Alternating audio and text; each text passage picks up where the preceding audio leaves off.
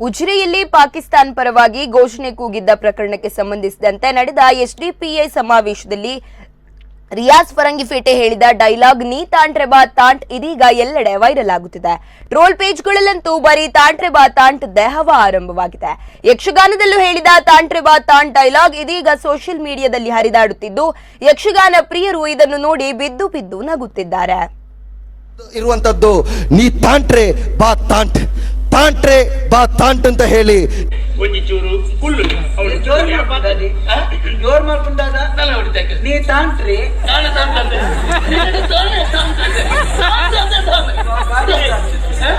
ಚಪ್ಪಿದ ಬಾಕಲ್ಗೆ ತಲೆ ಹಾಕಿದ್ದು ತಾಂಟ್ರೆ